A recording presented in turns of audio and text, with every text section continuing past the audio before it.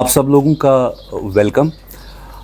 हमने सोचा लोगों की तरफ से और पीपल्स डेमोक्रेटिक पार्टी की तरफ से जो रिसेंटली 23 जुलाई 2024 को बजट आया है, जो हमारी ऑनरेबल फाइनेंस मिनिस्टर ने बजट पेश किया, उसके बारे में आप लोगों से कुछ बात करें और बताएं लोगों को कि उस बजट की रियलिटी क्या है, कि वो ग्राउंड से करेक्टेड है या नहीं है। इस बारे में हमने सोचा कि आप लोगों से बात करें। So, after a brief introduction, we will give a sector-wise analysis, and post that we will also give you some miscellaneous points which are outlined in the budget. And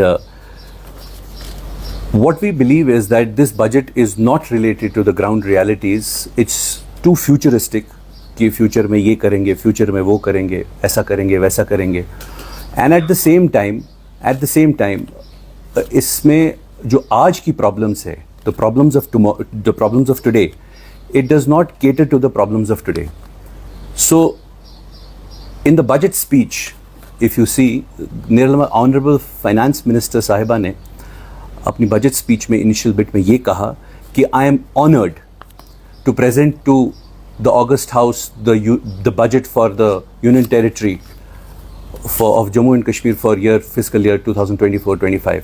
Well, let me at the outset say that there is absolutely no honor in dismembering a state, reducing it to a status of a union territory in an unprecedented manner, stifling its democracy, and 7th consecutive time announcing its budget from the ramparts of the parliament, otherwise which should have been the responsibility of the state government.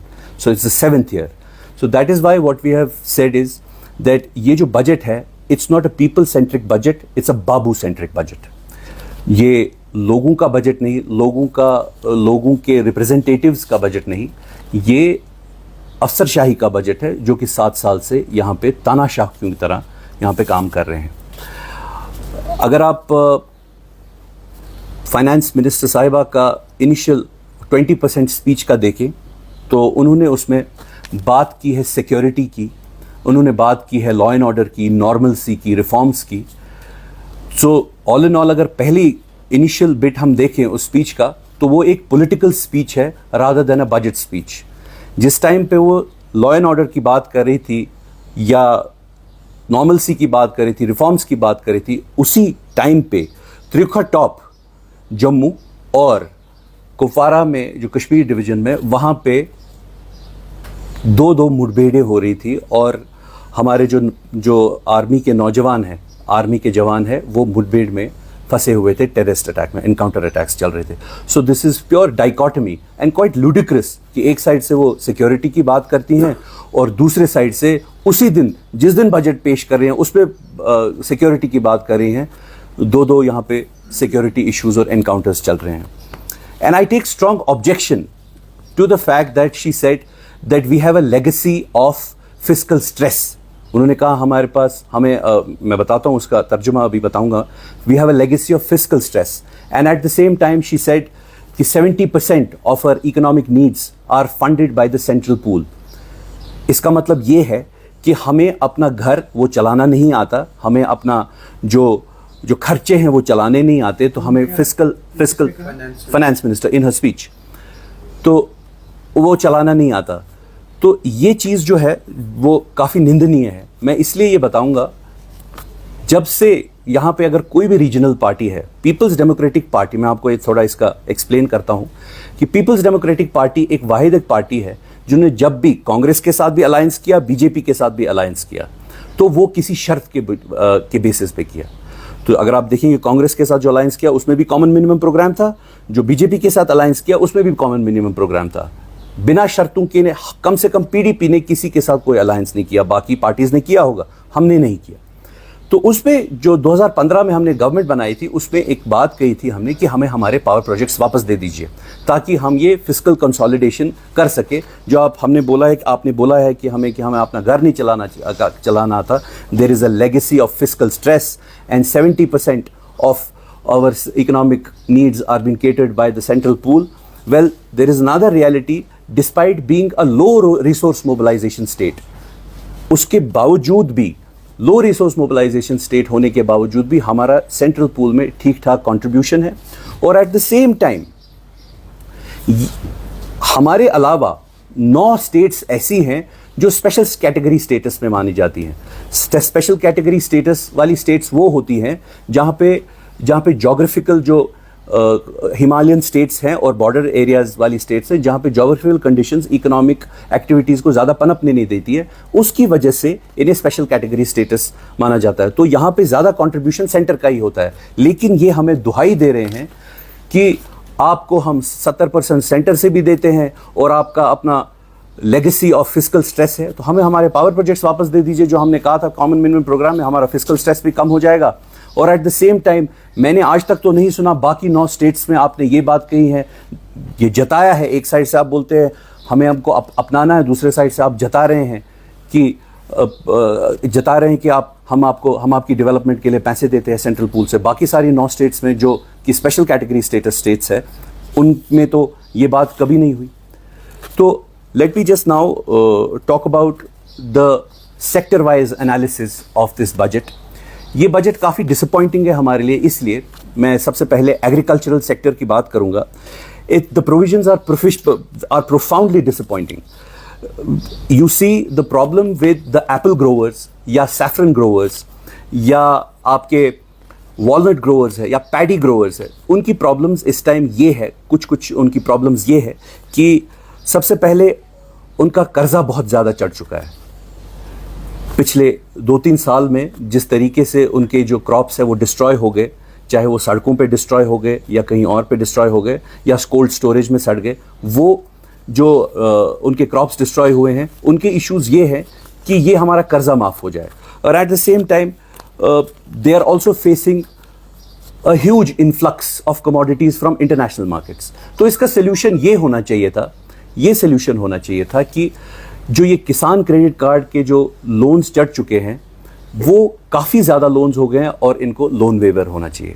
And at the same time there should be at least, मैं नहीं बोलता हूँ कि ये state government करती है, लेकिन import duties और काउंटरवेलिंग ड्यूटीज़ हमें इंक्रीज़ करनी है ताकि जो इंटरनेशनल मार्केट्स जो प्रोड्यूस आता है वो यहाँ पे डंप ना हो और हमारा जो माल है, because agriculture horticulture is backbone of Kashmir economy.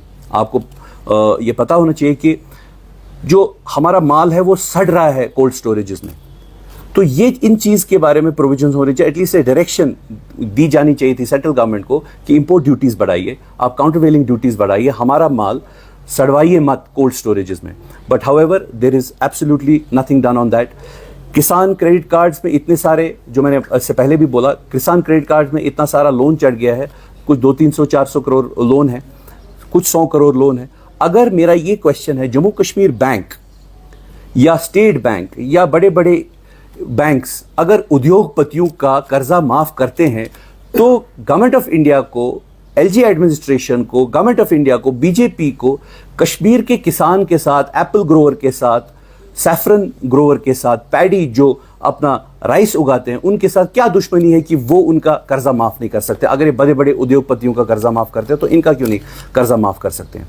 इसके अलावा ये भी एक डिमांड थी एग्रीकल्चरल सेक्टर में कि हमें मंडीज़ की ज़रूरत है. जैसे आपने देखा होगा जिस तरीके से कि शुपियन में हमने एक एप्पल की मंडी लगाई थी, उसके बाद वहाँ पे जॉब्स भी क्रिएट हो गए और उधर का बिजनेस भी फ्लरिश हुआ. लेकिन अलग अलग जो एग्रीकल्चरल प्रोडक्ट्स है, जैसे वॉलनट है, उसकी एक डिमांड है कि मंडीज़ आए.